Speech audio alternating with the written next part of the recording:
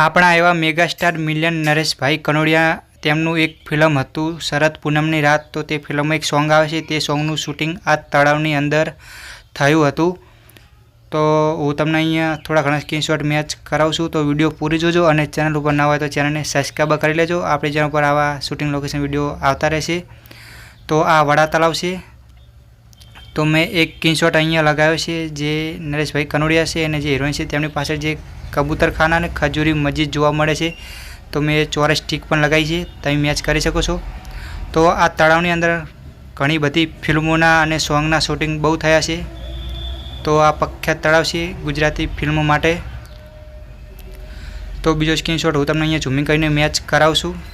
તો એક સ્ક્રીનશોટ એક મેં અહીંયા લગાવ્યો છે, તો તમે મેચ કરી શકો છો. મેં ટીક પણ લગાવી છે. તો આ જગ્યા છે કમ્પ્લીટ. તો ફિલ્મ બને ઘણો ટાઈમ થઈ ગયો છે અને વિડીયો અત્યારની શૂટ કરેલી છે. તો આ તળાવ તમે જોઈ શકો છો, એકદમ મસ્ત તળાવ છે. પાવાગઢ પાસે આવેલું છે, વડા તળાવ તરીકે ઓળખાય છે આ તળાવ.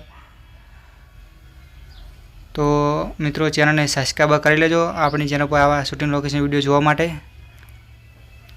તો એક સીન એક અહીંયા લેવામાં આવ્યું હતું, તો તે સીનમાં તમને જે પાછળ જે પાવાગઢનો ડુંગરો છે તમને ડુંગરો જોવા મળે છે અને જે બાવર જેવું છે એ બાવર જેવું જે ટાયું છે એ પણ તમને જોવા મળે છે. તો મેં અહીંયા ટીક પણ લગાવી છે, જે ડુંગર છે અને જે બાવર જેવું છે એ તમે મેચ કરી શકો છો કમ્પ્લીટ. તો મેં અહીંયા સ્ક્રીનશોટ લગાવ્યો છે. તો અહીંયા ઘણી બધી ફિલ્મોના શૂટિંગ થયા છે. તો બીજો સ્ક્રીનશોટ એક મેં અહીંયા લગાવ્યો છે. તો આ સ્ક્રીનશોટ તમે પરફેક્ટ મેચ કરી શકો છો. જે ડુંગરનો જે ગેપ છે ખૂણો એ પણ મેચ કરી શકો છો અને જે બાવર છે એ પણ મેચ કરી શકો છો. મેં ટીક પણ લગાવી છે. તો મિત્રો આપણે લોકેશનની વાત કરીએ તો ફરી એકવાર તો લોકેશન છે પાવાગઢ પાસે આવેલું જે વડા તળાવ છે, તે વડા તળાવનું આ સીન છે. તો વિડીયો હું અહીંયાથી પૂરી કરું છું. તો આપણે બીજી વિડીયોમાં મળીએ.